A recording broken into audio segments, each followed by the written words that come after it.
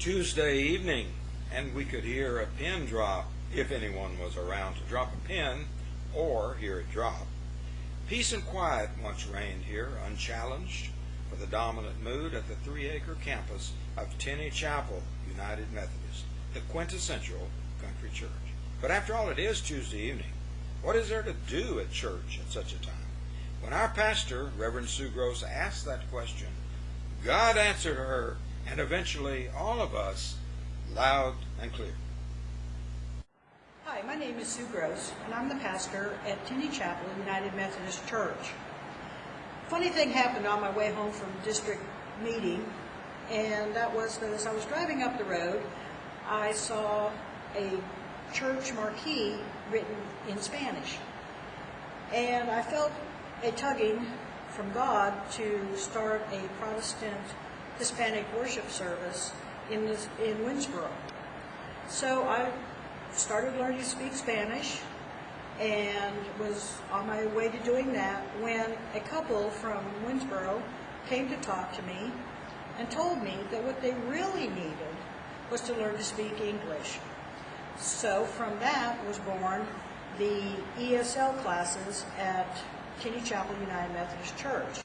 Yeah, and even if you're Mexican or if you're Chinese or any, so we live on this country, and we have to learn the language from this country and have communicate, and we don't need interpreters because sometimes we have something personal that I want to talk to the teacher and me, or the teacher and my family, and sometimes the people, they're embarrassed to when there's somebody else.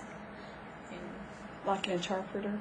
Yes, and also for the doctor, when they give you a prescription, so you can confuse if you don't know how to read.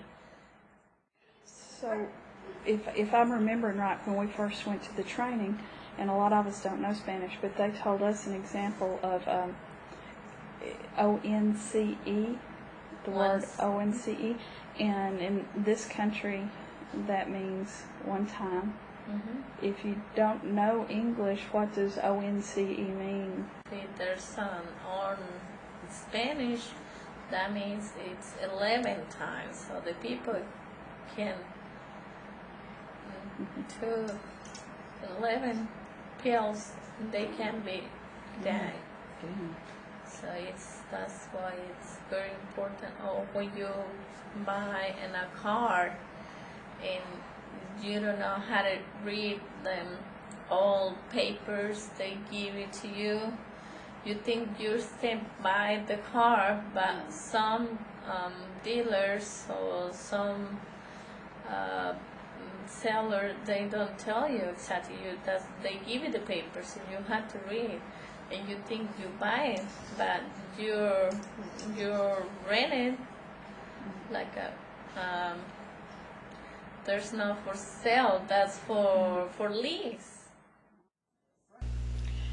None of us spoke Spanish, and only a couple of us had ever been in front of a classroom, but that wasn't going to get us off the hook. So to get started, we contacted the Literacy Council of Tyler, and they plugged us into a volunteer program that they sponsor here in East Texas. They recommended a curriculum, they provided volunteer training, and they still give us support as we need it. Students who come in are assessed to determine their ability to speak and to read English. Then they're placed in the appropriate class according to those abilities.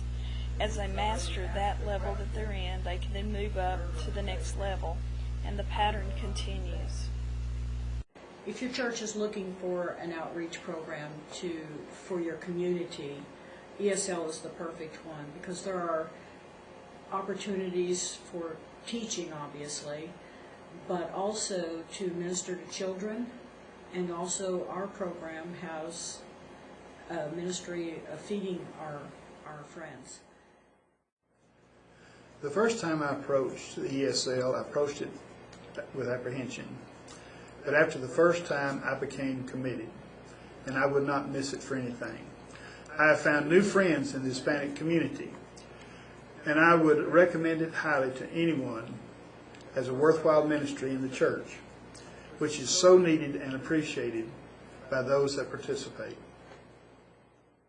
I think the greatest blessing that we've had since we started this ministry is that one of the members of our classes came to me one day after we'd been meeting for about a month and a half and told me about a teacher in our elementary school whose husband had serious illness, and she was wondering if we would help them with a car wash yard sale combination so that they could give the money to this family. She said, "You all have been so nice to us, and now we want to give back to the community." A lot of people, we have the same wish, and there's I think I will be support my family or my kids. They will be a part of me because I'm learn English and I understand, and I can have my own job or my own business to keep my family. What a difference an ESL class makes, especially when you have 8 members of your church volunteer to train for teaching English as a second language.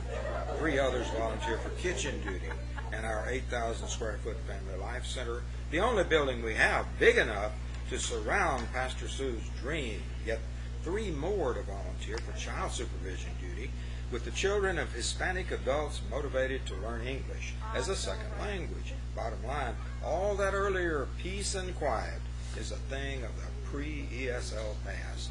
Walk across the campus of our church now on any given Tuesday evening, and the sound of kids at play overcomes the soft sound of songbirds in our hickory oak and holly trees.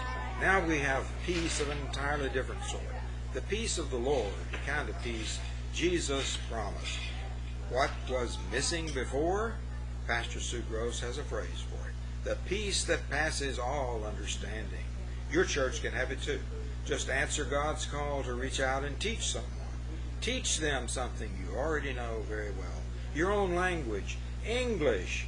One other thing we've learned, the truth of one of the great teachings that come from being teachers. No one learns or gains more than we do. Amen and adios.